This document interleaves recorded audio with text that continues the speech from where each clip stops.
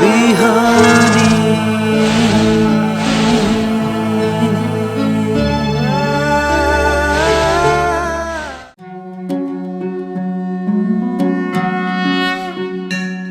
ओम स्वस्ति प्रजाभ्यः परिपालयन्तां न्याय्येन मार्गेण गतं महिषा गोब्राह्मणेभ्यः शुभमस्तु नित्यं लोकाः समस्ताः सुखिनो भवन्तु। अज्ञानतिमिरान्धस्य ज्ञानाञ्जनशलाकया चक्षुरुन्मीलितं येन तस्मै श्रीगुरवे नमः। समादरणीय दर्शकवृन्द, इमेज च्यानलको शुभ बिहानी कार्यक्रम मार्फत हामी उपस्थित भइसकेका छौँ। हामीले श्रीमद् भगवत गीताको बारेमा निरन्तर चर्चा परिचर्चा गर्दै आएका छौँ। गीताको 6औं अध्यायमा अथवा 6औं अध्यायसम्म आइपुग्दा भगवानले विभिन्न योगको बारेमा अर्जुनलाई उपदेश गर्नुभयो र त्यो सम्पूर्ण ती योगका मार्गहरूको बारेमा श्रवण गरिसकेपछि अर्जुनलाई योगको विभिन्न 6औं अध्यायमा आएर ध्यान योगको बारेमा, योगको विधिको बारेमा र त्यसको फलको बारेमा पनि बताइसकेपछि अर्जुनले भगवानलाई फेरि प्रश्न गर्दछन्। अर्जुनले भगवानलाई ध्यान योगको बारेमा श्रवण गरिसकेपछि के प्रश्न गर्दछन्, यो सन्दर्भमा आज हामी चर्चा गर्दैछौँ। योऽयं योगस्त्वया प्रोक्तः साम्येन मधुसूदन एतस्याहं न पश्यामि चञ्चलत्वात् स्थितिं स्थिराम्। हे मधुसूदन, यहाँ अर्जुनले भगवानलाई सम्पूर्ण मनुष्यभित्र भएको राक्षसी तत्त्वलाई निवृत्त गर्ने अथवा राक्षसको संहार गर्ने र देव तत्त्व दैवी तत्त्व प्रदान गर्ने, सात्विक भावना प्रदान गर्ने, दुःखलाई निवृत्त गरेर सुखको मार्ग बताउने भएको हुनाले यहाँ मधुसूदन, मधु नामक दैत्यलाई नाश गरेको भनेर मधुसूदन नामले यहाँ अर्जुनले सम्बोधन गरेका छन्। जुन योऽयं योगस्त्वया प्रोक्तः, जुन योगको बारेमा, जुन ध्यान योगको बारेमा हजुरले मलाई बताउनु भयो र जुन योगबाट एउटा समभाव उत्पन्न हुन्छ भनेर भन्नुभयो, तर एतस्याहं न पश्यामि चञ्चलत्वात् स्थितिं स्थिराम। अब अर्जुन त त्यति बेला युद्ध भूमिमा बसेका अर्जुन, युद्ध गर्न तयार भएर गएका अर्जुनलाई आफ्नो कर्तव्य त्याग गरिसकेपछि भगवान श्रीकृष्णले उपदेश गर्नुभएको थियो र अर्जुनले के भन्छन् भने, हजुरले अत्यन्त राम्रो ध्यान योगको मार्ग उपदेश गर्नुभयो, तर जसबाट समभाव उत्पन्न हुन्छ भनेर भन्नुभयो। योगबाट उत्पन्न हुने समभाव, तर मैले त एतस्याहम न पश्यामि, यो कुरा मैले देख्न सकिनँ। किन त भन्दाखेरि मेरो मन नै अत्यन्त चञ्चल छ। मेरो मन नित्य स्थितिमा अथवा स्थिर अवस्थामा मेरो मन रहेको छैन। त्यसकारण ममा पनि त्यो हजुरले भने जस्तो त्यो समभाव आउन सकेको छैन भनेर भगवानलाई अर्जुनले प्रतिप्रश्न गर्छन्। र उनले आफ्नो त्यति बेलाको अवस्थाको चित्रण गर्दै भन्छन्, चञ्चलं हि मनः कृष्ण प्रमाथि बलवदृढं तस्याहं निग्रमं मन्ये वायोरिव सुदुष्करम। हे भगवान, यो मन भनेको अत्यन्त चञ्चल छ। यो अत्यन्त प्रमादवश विभिन्न स्वभावमा जान्छ, यस किसिमको छ यो मन। र अत्यन्त दृढ पनि छ, बलवान पनि छ। जहाँ गएको छ त्यो मनलाई फर्काएर सही मार्गमा ल्याउन पनि अत्यन्त गाह्रो पनि छ। त्यसो भएर यो मनलाई बसमा राख्ने कुरा, जुन मार्ग मनलाई वशीभूत गर्नको लागि, जुन ध्यानको मार्ग, योगको मार्ग, कर्मको यो मार्ग, ज्ञानको मार्ग, जुन विभिन्न मार्गहरू हजुरले उपदेश गर्नुभयो, अझ यो ध्यानको मार्गमा अथवा ध्यानावस्थामा बसेर ध्यान गर्नको लागि तत्पर हुन सहज छ, त्यहाँ अभ्यास गर्न सहज छ। तर त्यसमा सबैभन्दा कठिन के छ त भन्दा मनलाई वशीभूत गर्न। यहाँ अर्जुनले भन्छन्, तस्याहम निग्रहं मन्ये वायोरिव सुदुष्करम। मलाई त हजुरको यो सम्पूर्ण कुरा सुनिसकेपछि मेरो मनमा एउटा विचार उत्पन्न भयो। हजुरले जुन मनलाई निग्रह गर्ने कुरा गर्नुभयो, यसरी मनलाई वशीभूत गर्न सकिन्छ भनेर जुन तरिका बताउनुभयो, विधि बताउनुभयो, तर मलाई त के लाग्यो भने मेरो मन अझै चञ्चल छ। मन यस्तो बलवान छ, मनलाई एकाग्र बनाउँछु भनेर पनि मन मान्दैन। मन विभिन्न ठाउँमा पुगिराखेको हुन्छ र यो मनलाई निग्रह गर्न त वायोरिव सुदुष्करम, एकदमै वेगमा आएको वायुलाई रोक्न बरु सहज होला। अथवा जसरी अत्यन्त वेगका साथ आएको वायुलाई, हावालाई जसरी रोक्न सकिँदैन, त्यस्तै यो मन पनि निग्रह गर्न नसक्ने छ। अथवा यो मनलाई निग्रह गर्नु भनेको अत्यन्तै कष्टकर छ। म पनि जुन एउटा कर्तव्य बोध गरेर यहाँ आफ्नो कर्तव्य पुरा गर्न, आफ्नो कर्म पुरा गर्नको लागि यहाँ उपस्थित भएँ, तर यहाँ आइसकेपछि मेरो मन पनि परिवर्तन भयो। मेरो पहिलाको मन परिवर्तन भइसकेपछि पहिलाको विचार र अहिलेको विचार परिवर्तन भयो। अब मैले पूर्व अवस्थामा त्यो मनलाई ल्याउनको लागि पनि अत्यन्त कठिन भइराखेको छ।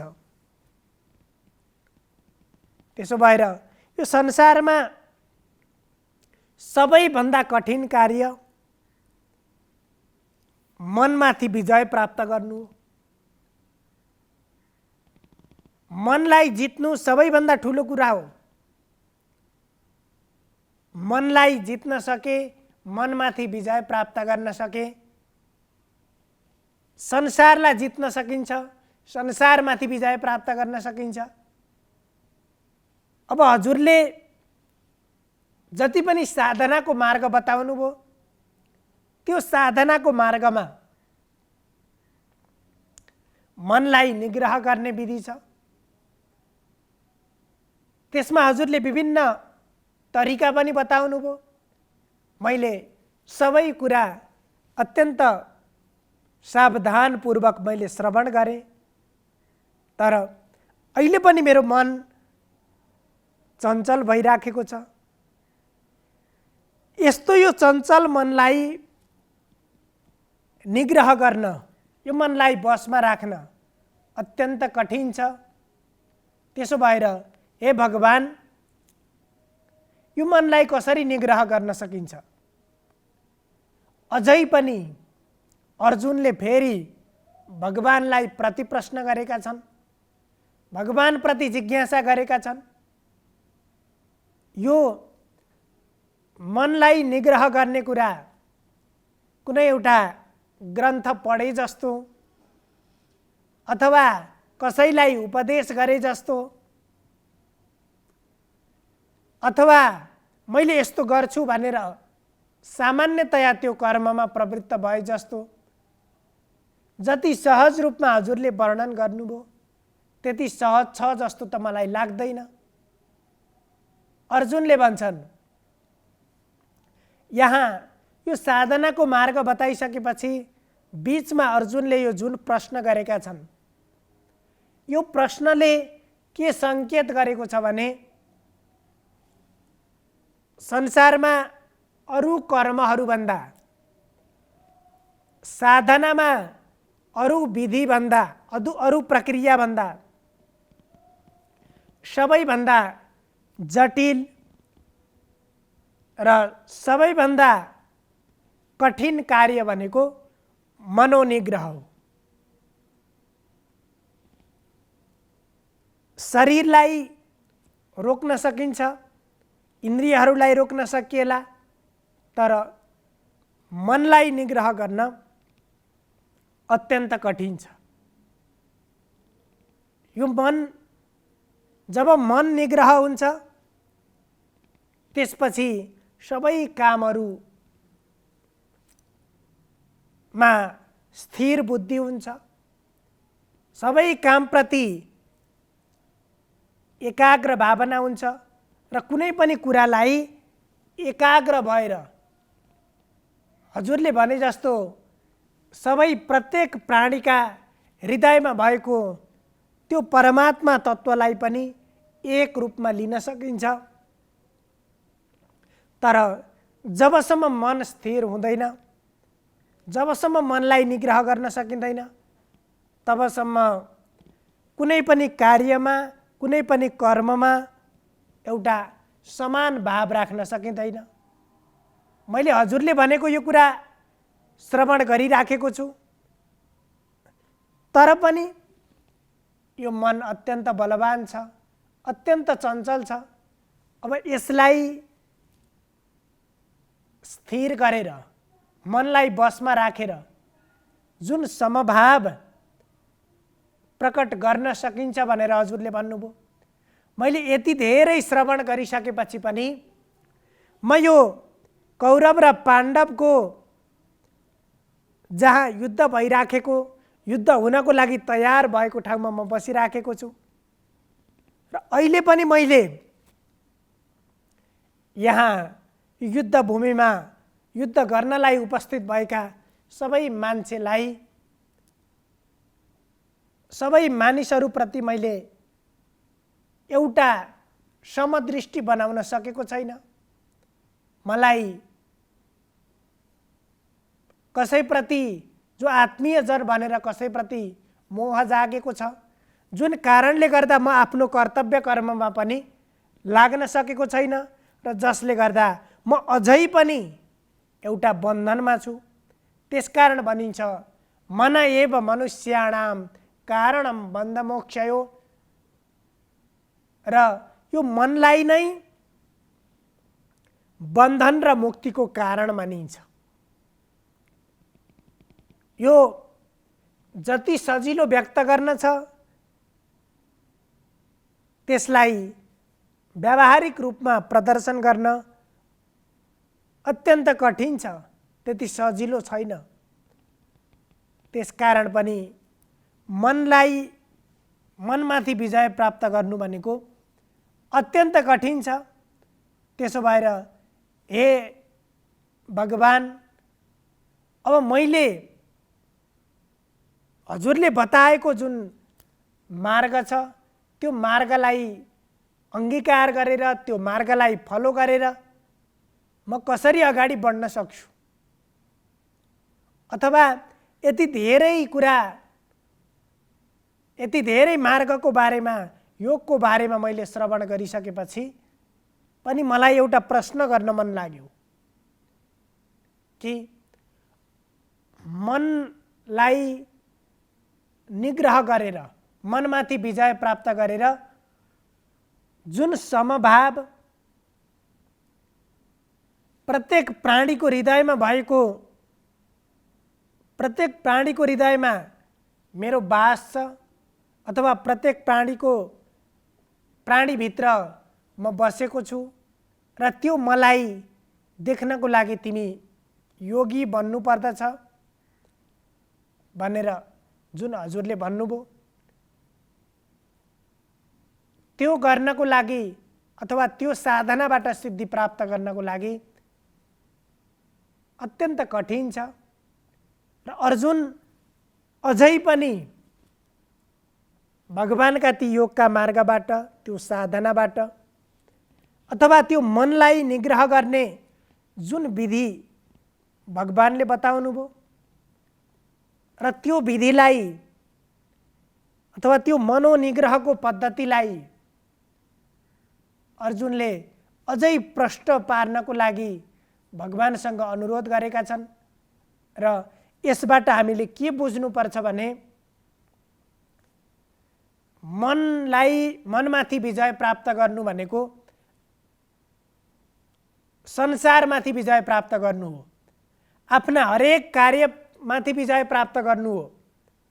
त्यसो भएर यो कार्यलाई एकछिनको छोटो अवधिको, यहाँ अर्जुनले किन अर्जुनमा त्यस किसिमको बुद्धि आयो त भन्दाखेरि अर्जुनले तत्काल समभाव खोजेका छन्, तत्काल मनोनिग्रह खोजेका छन् र यसबाट मनमाथि विजय प्राप्ति तत्काल हुँदैन, निरन्तरको साधना चाहिन्छ, निरन्तरको अभ्यास चाहिन्छ।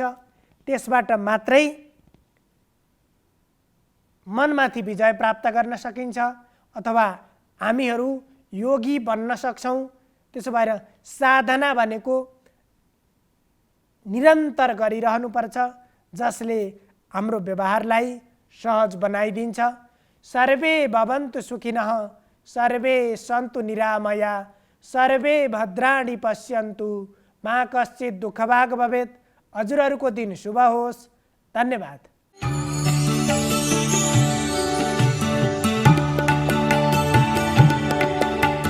नमस्कार, तपाईको आजमा स्वागत छ। म ज्योतिष आचार्य नारायण प्रसाद भण्डारी सधैँ झैँ दैनिक पञ्चाङ्ग र राशिफलको साथमा उपस्थित भइसकेको छु। सुरु गरौँ आजको पञ्चाङ्गबाट।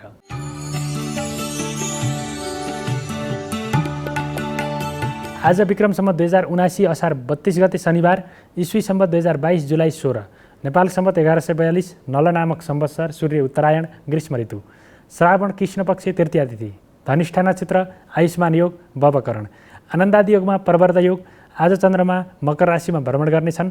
आज बिहान 9 बजेदेखि 10:30 बजेसम्म राहुकाल रहने भएकाले त्यस अवधिमा सम्भव भएसम्म कुनै पनि शुभ कार्यको थालनी नगर्नुहोला। काठमाडौँमा सूर्योदय बिहान 5:19 भयो भने सूर्यास्त साँझ 6:59 हुनेछ। अब लागौँ 12वटा राशिहरूमा ग्रहहरूको प्रभाव आजको दिनमा के कस्तो रहनेछ भन्नेतर्फ। मेष राशि हुनेहरूका लागि आजको दिन केही चुनौतीपूर्ण रहेको देखिन्छ। आफूले गरेका कामको उचित प्रतिफल प्राप्त गर्न नसक्दाखेरि मन निराश हुनेछ। त्यसै गरी भाग्यबलको सकारात्मक प्रभाव कमी भएको हुनाले गर्दाखेरि पनि कुनै पनि काम गर्दाखेरि बारम्बार मेहनत गर्नुपर्ने, बढी नै मेहनत गर्नुपर्ने अवस्था रहेको देखिन्छ। त्यसै गरी कसैसँग अनावश्यक रूपमा झगडा हुने अथवा खर्चमा पनि बढोत्तरी हुने। त्यसै गरी आजको दिनमा परिवारका सदस्यहरूमा स्वास्थ्य समस्या देखा पर्ने अवस्था पनि रहेको छ।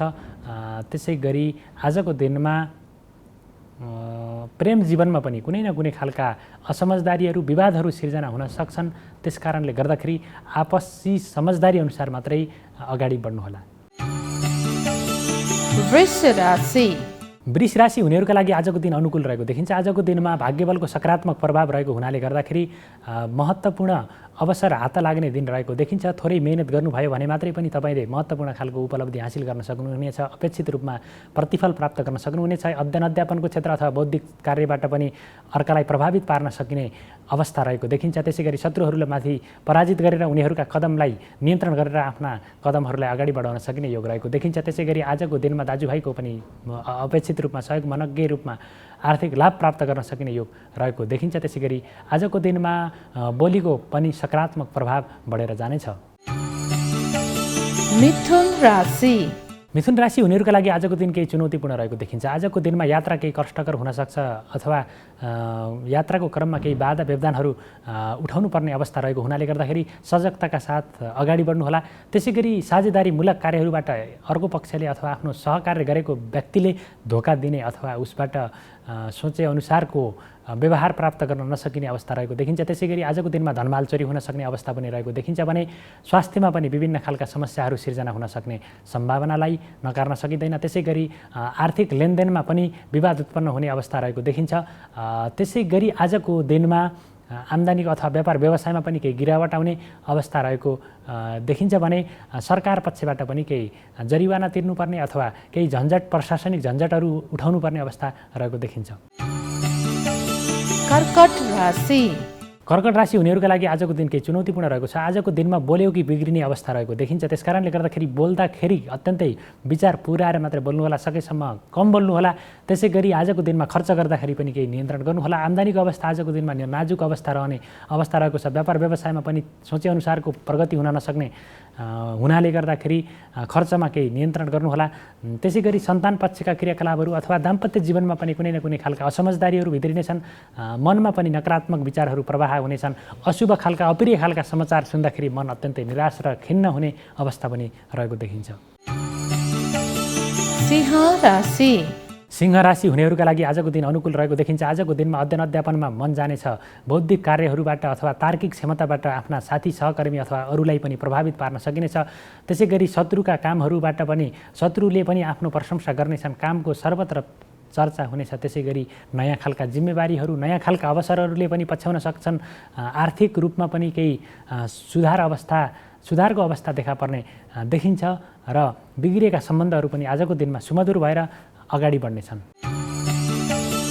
कन्या राशि हुनेहरूका लागि आजको दिन अत्यन्तै अनुकूल रहेको देखिन्छ। आजको दिनमा गरिएका मेहनतबाट अत्यन्तै सकारात्मक प्रतिफल प्राप्त गर्न सकिनेछ। लामो समयदेखि अवरुद्ध रहेका काम बन्न बाँकी रहेका कामहरू पनि आजको दिनमा पुरा भएर जानेछन्। त्यसै गरी भविष्यको लागि महत्त्वपूर्ण कामको शुभारम्भ गर्न सकिने अवस्था पनि आजको दिनमा रहेको देखिन्छ भने काम गर्ने जोस जाँगर र उमङ्गमा पनि वृद्धि हुनेछ। भाग्यबलको सकारात्मक प्रभाव बढेर गएको हुनाले गर्दाखेरि गरेको प्रयत्नबाट अपेक्षित रूपमा प्रतिफल प्राप्त गर्न सकिनेछ। शत्रुहरूका कदममाथि नियन्त्रण गरेर अगाडि बढ्न सकिनेछ भने खर्चमा पनि आजको दिनमा सन्तुलन कायम गरेर अगाडि बढ्न सकिनेछ। तुला राशि हुनेहरूका लागि आजको दिनमा सुखमा वृद्धि हुनेछ। गरेका कामबाट अपेक्षित रूपमा प्रतिफल प्राप्त गर्न सकिने योग रहेको देखिन्छ भने गुरुजन अथवा महत्त्वपूर्ण मान्यजनसँगको भेटघाट हुनेछ। लामो समयदेखि बिछोडिएका व्यक्तिहरूसँगको भेटघाटले दिनलाई अत्यन्तै मनोरम तुल्याउनेछ अथवा राम रमाइलोमा सहभागी भइनेछ। त्यसै गरी आजको दिनमा विलासिताका वस्तुहरूमा मन जानेछ। भूमि भवन वाहनको कारोबार गर्दाखेरि अपेक्षित रूपमा सफलता प्राप्त गर्न सकिने अथवा लाभ प्राप्त गर्न सकिने योग पनि रहेको हुनाले गर्दाखेरि त्यस्ता कारोबारमा सकेसम्म आजको दिनमा लाग्नुहोला। वृश्चिक राशि हुनेहरूका लागि आजको दिन केही चुनौतीपूर्ण रहेको देखिन्छ। आजको दिनमा गरेका कामहरूबाट अपेक्षित रूपमा प्रतिफल प्राप्त गर्न नसकिने साथीभाइहरूबाट धोका प्राप्त हुने अवस्था पनि रहेको देखिन्छ। त्यसै गरी दण्ड जरिवानाको अवस्था पनि सिर्जना हुने भएको हुनाले गर्दाखेरि कुनै पनि कानुनी पक्षलाई पनि ध्यान दिएर अगाडि बढ्नुहोला। त्यसै गरी आजको दिनमा बौद्धिक क्षेत्रबाट अथवा तार्किक क्षमतामा सृजनशील क्षमतामा पनि केही कमी आउने अवस्था रहेको देखिन्छ। त्यसै गरी यात्राको क्रममा पनि केही सावधानी अपनाएर अगाडि बढ्नुपर्ने हुनसक्छ। त्यसै गरी आफ्ना कुनै पनि गोपनीय कुराहरूलाई अरूको माझ नराख्नुहोला अथवा गोपनीयता भङ्ग नगर्नुहोला, जसको कारणले गर्दाखेरि तपाईँलाई चाहिँ आफैलाई नोक्सान हुन सक्ने अवस्था पनि रहन्छ। त्यस कारणले गर्दाखेरि गोपनीयता कायम राख्नको लागि आजको दिनमा विशेष ध्यान दिनुहोला। धनु राशि हुनेहरूका लागि आजको दिन अनुकूल रहेको देखिन्छ। आजको दिनमा धन आगमनको योग अत्यन्तै राम्रो रहेको छ। व्यापार व्यवसायबाट मनज्ञ रूपमा प्रगति हुनेछ, उन्नति हुनेछ। त्यसै गरी खर्चमा नियन्त्रण भएर जानेछ। त्यसै गरी जागिरमा पदोन्नति हुनेछ, व्यवसायमा वृद्धि हुनेछ। साझेदारीमूलक कार्यहरूबाट पनि साझेदारी गरेको व्यक्तिहरूबाट चाहिँ अत्यन्तै सहकार्यात्मक तरिकाले सुमधुर सम्बन्धका साथ काम अगाडि बढ्नेछ।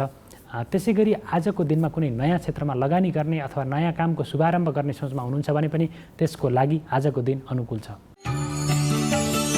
मकर राशि मकर राशि हुनेहरूका लागि आजको दिन केही चुनौतीपूर्ण रहेको देखिन्छ। मनमा निराशा, शरीर पनि अत्यन्तै भारी हुनेछ। त्यसै गरी अशुभ खालका समाचारहरू सुन्नु पर्दाखेरि मन खिन्न हुनेछ, काम गर्ने उत्साहमा कमी आउनेछ। त्यसै गरी कार्यक्षेत्रमा पनि विवाद उत्पन्न हुनेछ, साथी सहकर्मीसँग विवाद उत्पन्न हुनेछ, आफन्तजनले धोका दिनेछन्। त्यसै गरी आजको दिनमा आर्थिक अभावको सामना गर्नुपर्ने अवस्था पनि रहेको देखिन्छ भने स्वास्थ्यमा पनि कुनै न कुनै खालको समस्या सिर्जना हुनेछ। त्यसै गरी शत्रुवर्ग पनि तपाईँका कामहरू बिगार्नको लागि सक्रिय भएर लाग्नेछन्। कुम्भ राशि कुम्भ राशि हुनेहरूका लागि आजको दिनमा खर्चमा अनावश्यक रूपमा वृद्धि हुनेछ अथवा नचाहिँदो क्षेत्रमा खर्च धनको नाश हुनेछ। त्यसै गरी धनमाल चोरी हुन सक्ने सम्भावना पनि आजको दिनमा रहेको देखिन्छ।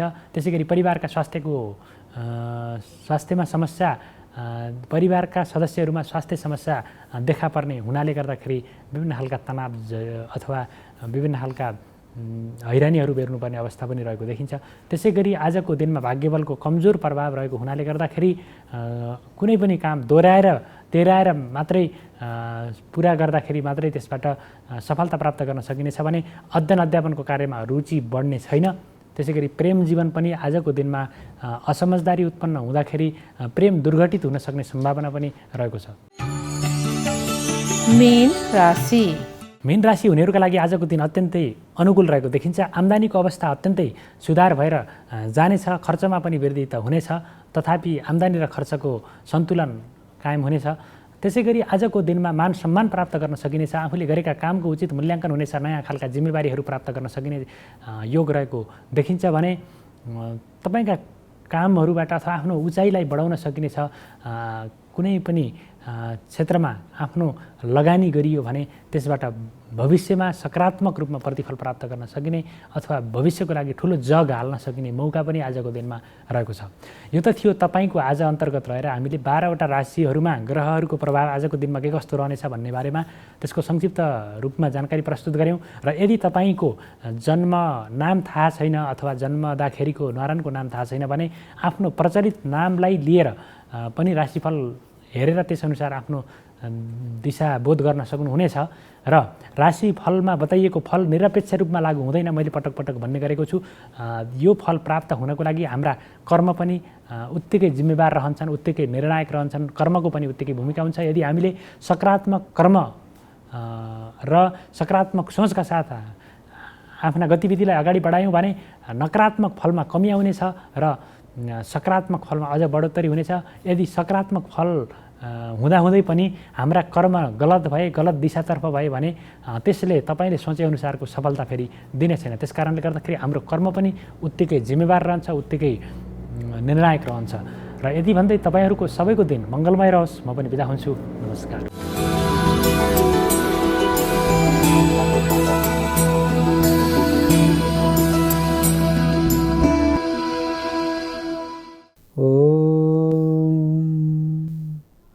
कस्तूरी तिलकम ललाट पटले वक्षस्थले कौस्तुभम नासागरी वरमौदिगम करतले वेणु करे काङ्गडम सर्वाङ्गे हरिचन्दनं सुललितं कण्ठे च मुग्धावली गोपस्त्री परिविष्ट विजयदे गोपाल चूडामणि। नमस्कार, यहाँलाई स्वागत छ सगसङ्गत कार्यक्रम। गत हप्ताका श्रृङ्खलाका जस्तै आजको विषय प्रसङ्ग लिएर उपस्थित भएको छु। श्रीमद् भागवत महापुराण अन्तर्गत जुन पद्म पुराणले 6 अध्यायमा भागवतको महिमा वर्णन गरेको छ। किन परिचय भन्ने कुरा आफूले दिनुभन्दा अर्को व्यक्तिले दिएको राम्रो मानिन्छ। परिचय, गान अरूले गरेको राम्रो हुन्छ। म विद्वान हुँ, म पण्डित हुँ, म ठुलो मान्छे हुँ, ओ म त धर्म कर्म गर्नेवाला मान्छे हुँ, आफूले भन्दाखेरि आफैले आफैलाई म पाएँ भनेको जस्तो आफूले भने त्यति सुहाउँदैन। अर्को व्यक्तिले उहाँ चाहिँ यस्तो हुनुहुन्छ, डक्टर हुनुहुन्छ, इन्जिनियर हुनुहुन्छ, पाइलट हुनुहुन्छ, यानि जे पेसाको हुनुहुन्छ, यस्तो व्यक्ति उहाँ परिपूर्ण हो है भनेर कसैले दर्शाइदिन पर्ने नै महात्म्य पाइन्छ। त्यसलाई महत्त्व हुन्छ त्यो। र त्यो महत्त्वमा श्री मद भागवत यति अक्षरको सम्पूर्ण कुरा यदि बुझ्न सक्यो भनेदेखि भागवतको ढोका खुल्छ। घर त ठुलो महल छ, तर ढोकैमा ताल्चो लगाइदिएको छ भनेदेखि त्यहाँभित्र जाने हाम्रो अधिकार पनि छैन, कसैले हामीलाई बोलाएको पनि छैन, हाम्रो साथमा चाबी पनि छैन, भित्र के छ हामीले केही पनि जान्दैनौँ। र त्यो श्रीमद् भागवतको अगाडिको त्यो अक्षरमा चाहिँ नि श्रीमद् भागवत भनेर लेखेको छ। त्यो के हो त चिज? श्री भनेकी राधा, श्री भनेकी लक्ष्मी, श्री भनेको ऐश्वर्य, श्री मद भनेको के हो भन्दाखेरि होइन यो मान्छेले अलि मातिएको छ भन्ने चलन छ नि हाम्रो, यानि उसले नराम्रो चिज खाएर त्यसको असर उसलाई परेको छ, मातिएको छ। तर यतापट्टि के छ? श्रीमत भनेको चाहिँ नि लक्ष्मीले युक्त भएको त्यो व्यक्ति चाहिँ भक्तिमा चाहिँ नि पागल भइरहेको छ, भक्ति मार्गमा। उसलाई डर लाज घिन शर्म केही पनि छैन। के को लागि? परमात्माको नाम, परमात्माको गुण, परमात्माको कीर्तन र परमात्माको अगाडि नाच्न गाउन बजाउन जय जयकार लाउनलाई उसलाई कुनै प्रकारको पनि शरम लाग्दैन। व्यक्ति विद्वान छ, एउटा मायप दिनुहोस्, 20 जना मान्छे अगाडि राखिदिनुहोस्, ल गुरु प्रवचन गर्नुहोस्, उसले सक्दैन। किन? उसको भित्रमा त्यो भय छ। भक्तिमा त्यो व्यक्ति मातिन पर्यो। श्री भनेकी राधा, श्री भनेको लक्ष्मीमा त्यो भक्ति चाहिँ नि आप्लुत्त भनेको चाहिँ नि परिपूर्ण रसै रस। जसरी फलफुललाई चाहिँ नि के संज्ञा दिएको छ भन्दाखेरि फलफुलको राजा भनेको छ। निगम कल्प तरोर गलितम फलम सुखमुखा द्रवित द्रव संयुतम पिबत भागवतम रसमालयम मुहुरहो रसिका भूमि भावुका। त्यो आमको फलको बाहिर बोक्रो पनि छैन रे, भित्रको कोया पनि छैन रे, केवल रसै रसले भरिएको चिजलाई चाहिँ नि यो कर्णबाट, कानबाट चाहिँ नि, मुखबाट होइन, कर्णबाट चाहिँ नि पान गर्नु पर्यो।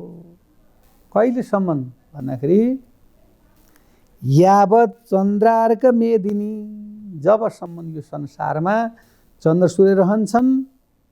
हामी त चन्द्र सूर्य रहँदैनौँ न मानव, तर हामी चाहिँ मुहुरहो रसिका, हे रसिक जनहरू, बार बार आज घरमा लायो, भोलि छिमेकीमा लायो, पर्सि पल्लो घरमा लायो, पर्सि पल्लो घरमा लायो, त्यो सम्पूर्ण घरमा चाहिँ नि त्यो पुराण सुन्दै सुन्दै सुन्दै सुन्दै जाँदा पनि तृप्ति हुँदैन।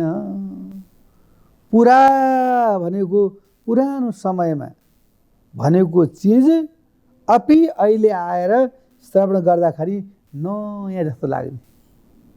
पुरानो चिजलाई श्रवण गर्दाखेरि अहिले भर्खर भनेको न्युज पेपरहरू पढ्छ नि व्यक्तिले, एकदम टाट लाएर टिस्ट दिएर पढ्छ नि, हो त्यस्तै प्रकारको हुने नै भनेको चाहिँ नि त्यो चाहिँ नि भागवत रस हो।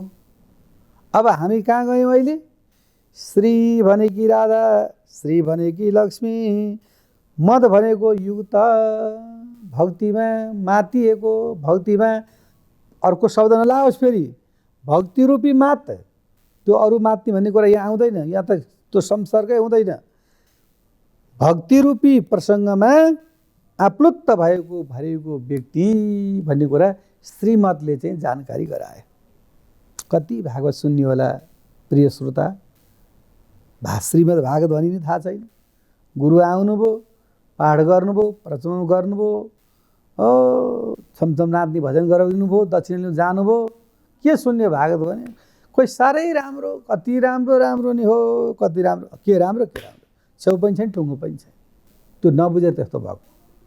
श्री भनेको राधा, श्री भनेको लक्ष्मीले युक्त भएको त्यस्तो परिपूर्ण भागवत र जुन भाको अर्थ छ नि, भाष्यन्ते सर्ववेदेषु सम्पूर्ण वेदहरूमा र गबाट गीयते नारदादिषु गतिर्यस्य अलौकिकी र सम्पूर्ण शास्त्रमा अलौकिक गति रहेको।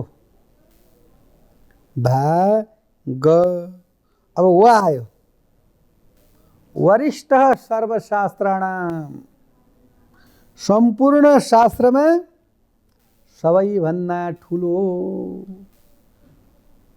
मानव भनेर हुँदैन नि, मानवको पनि दर्जा छुट्याइएको छ, त्यस्तै प्रकारको शास्त्रको पनि दर्जा छुट्याइएको छ। हर अफिसमादेखि लिएर हर स्थानमा त्यो गेटमा बस्नेदेखि लिएर माथिसम्मको व्यक्तिको उसको चाहिँ नि दिमाग र उसको शक्ति, उसको पढाइ अनुसारले उसलाई चाहिँ नि छुट्याइएको हुन्छ, वर्गीकृत गरिएको हुन्छ। त्यस्तै प्रकारको यो शास्त्रमा पनि यो भाग वरिष्ठ सर्वशास्त्राणा बकाइदा भनेको छ कि यो सम्पूर्ण शास्त्रको सबैभन्दा ठुलो पुराण भनेको भागवत हो है। अब के आयो, भाग वरिष्ठ भनिसक्यो, भागवत आयो, तरन्ती भवसागरा। यो सम्पूर्ण शास्त्र भवरूपी हामी संसारमा अड्डिएका छौँ। भवरूपी संसारबाट हामीलाई चाहिँ नि तर्नको लागि अर्णवत भनेको त्यो चाहिँ भाग, त्यो चाहिँ नि भवाट चाहिँ नि हाम्रो यहाँसम्म जलले भरिएको छ। अब हामी उत्रिन पर्ने, तर हामीले कर्मद्वारा फेरि हामी डुबिन्छ। त्यस कारणले वरिष्ठ सर्वशास्त्राणाम तरन्ती भवसागरा, यो भवरूपी संसारलाई चाहिँ नि तार्न सक्ने भनेको नै भागवत हो।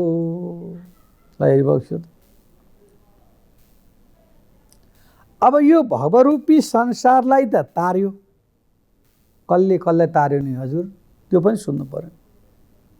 भन्दाखेरि जब यहाँभन्दा गत श्रृङ्खलाहरूमा हामीले यो कार्यक्रम वाचन गर्दाखेरि धुन्धुली, धुन्नकारी र आत्मदेवको कथा हामीले वर्णन गरेको थियो।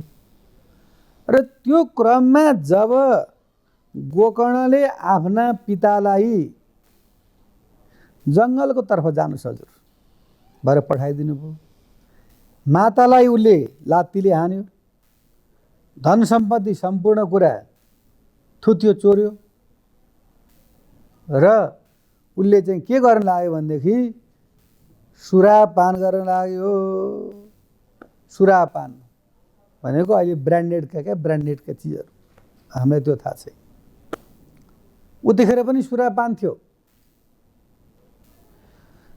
अनि त्यहाँबाट चाहिँ नि नारीहरूमा वेश्यावृत्ति गर्न लाग्यो। आज एउटी स्वासिनी ल्यायो, एक महिनापछि अर्की स्वासिनी ल्यायो, अर्को महिनापछि अर्की स्वासिनी ल्यायो, गर्दा गर्दै 5 वटा श्रीमती। अब अहिले त के भन्छ नजाने, श्रीमतीको अर्थ पनि सुन्नुहोस्। श्री भनेको लक्ष्मी, मती भनेको राम्रो, लक्ष्मीको जस्तो मती भएको श्रीमती। ये सुवासनी भनेको चाहिँ ये अच्छा बासना दिने वाली भनेको छोरी जन्मँदाखेरि मान्छेले चाहिँ पिर मान्छन् नि, होइन? बुवाको घर पनि उज्यालो हुन्छ, यता गएपछि घर पनि उज्यालो हुन्छ, दुवै कुललाई चाहिँ नि उज्यालो बनाइदिनेवाला हे सुवासनी अच्छा बासना दिनेवाली भनेर जब शास्त्रले वर्णन गर्दा छिटो छिटो भन्दै अपभ्रंश भएर स्वास्नी स्वास्नी भयो। भादगाउँ काष्ठमण्डप भन्दा काठमाडौँ भयो, भादगाउँ भन्दा भक्तपुर भयो। त्यस्तै हे सुवासनी, चिया बनाउनु सुवासनी, खाजा ल्याउनु सुवासनी भन्दा भन्दै सर्टकटमा स्वास्नी स्वास्नी भयो। त्यस्ता प्रकारका 5 वटा उसले चाहिँ नि स्वास्नी जम्मा गर्यो। यो कस्ता स्वास्नी भन्दाखेरि चाहिँ नि यो हाम्रो 5 कर्मेन्द्रियहरू छन् नि, यिनले हामीलाई घोडाको जसरी लगानले चाहिँ त्यो घोडालाई तानेको त्यस्तै प्रकारले चाहिँ नि तानिरहन्छ। एउटाले मिठाई खाउँ भन्छ, एउटाले राम्रै लाउँ भन्छ, एउटाले घुम्न जाउँ भन्छ, एउटाले राम्रो सुनौँ भन्छ, एउटाले आराम गरौँ भन्छ। अब एउटी बुढी हुँदा त एउटा बुढालाई कति गाह्रो पर्छ। अहिले दशैँमा यो चलेको छ भन्छ, यो तिहारमा यो चलेको छ भन्छ, यो तिजमा यो चलेको छ भन्छ। एउटा अधिकृत बुढो छ भने के कति तलबा आउँछ र अहिले बढेर त 40-50 हजार आउँछ। 60-70 हजार खुब आउँछ, सञ्चय कोष काट्दा 40-50 हजार हातमा पर्छ। अनि त्यो एउटा बुढीलाई त उसले त घर खर्च सबै पुर्याउनु सक्दैन भने 5 वटा श्रीमती भएपछि 5 वटा श्रीमतीले आज मलाई यो भोलि यो डिमान्ड गर्दा गर्दै पत्नीलाई खुसी पार्न सकेन। भन्नको मतलब आफ्नो आत्मालाई तृप्ति दिन सकेन। र अब चौर कर्मण भनेको चोरका कर्म गर्न लाग्यो। राजाका ढुकुटीमा जाने, राति जाने र सुन चाँदी हिरा मोती बेचेर चोरेर लिएर आउने, बेच्ने, पैसा ल्याउने गरेर 5 वटा श्रीमतीलाई आनन्दका साथमा राख्यो। अनि 1 दिन हो, 2 दिन हो, 3 दिन हो, एक दिन त फल्ट कुरा त अवश्य जहाँ पत्ता लाग्छ नि।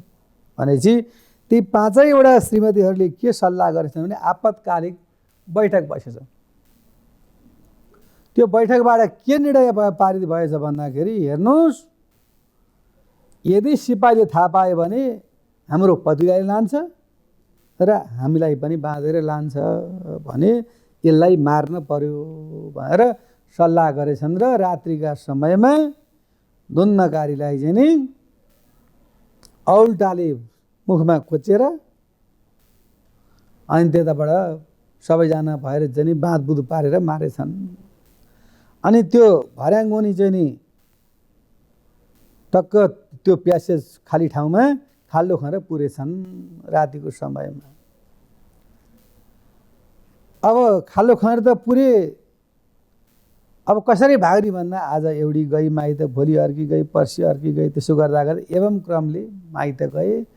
अन्तिममा कान्छी बची छिन्। खोइ त श्रीमान भन्दा अब पत्नी धेरै भए, महँगाई धेरै बढ्यो, त्यस कारणले विदेश जानुभएको छ कमाउनलाई, डलर कमाउन जानुभएको छ भने सबै भागे।